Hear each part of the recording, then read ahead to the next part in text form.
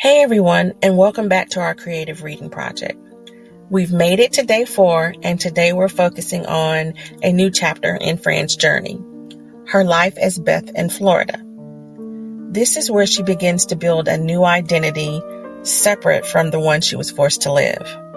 Today, we're not just creating a spread, we'll also create a pocket to hold our journaling cards.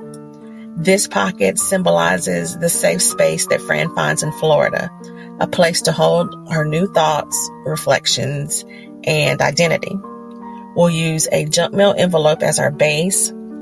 It is a fantastic ready-made pocket representing a new and protective home. To make the pocket, I'll decorate the envelope with torn pieces of my mixed media materials, the brown paper bag, coffee-dyed receipts, and golden tone pieces from the Dandelion Fade set. The dark worn textures of the brown paper bag and the receipts will be layered and mostly covered by the warm patterns of the Dandelion Fade paper. This visually represents how Fran's new, hopeful life is starting to cover and contain some of the pain of her past. Once the pocket is decorated, I'll use my journaling cards to record my thoughts on the book. We can place these cards inside the pocket, creating a special sanctuary for our reflections on this part of Fran's journey. This project is a visual metaphor for Fran's new life. The junk mail envelope, once a simple vessel, is transformed into a safer, secure place. This mirrors how Fran, a seemingly ordinary woman, finds the strength to transform her life into something new. Your next task today is to create this pocket and fill it with your initial thoughts on this section of the book. What visual elements would you use to represent a sense of peace and a fresh start? Don't forget to share your pocket with us using the hashtag Readeropolis Fran Journal. I am always so inspired by what you create.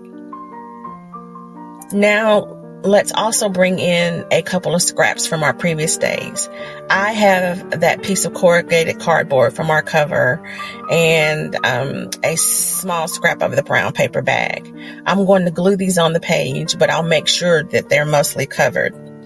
This represents how Fran's past is still part of her, hidden beneath the surface. It's not gone, but it no longer defines her. Again, the new life she's building is strong enough to cover and contain some of the pain of her past.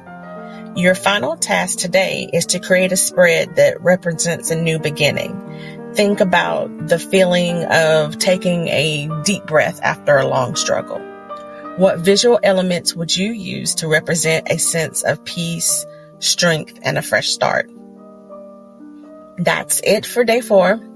In our final video tomorrow, we'll connect all of the threads of Fran's journey and add a final symbolic touch to our journal, focusing on the theme of hope.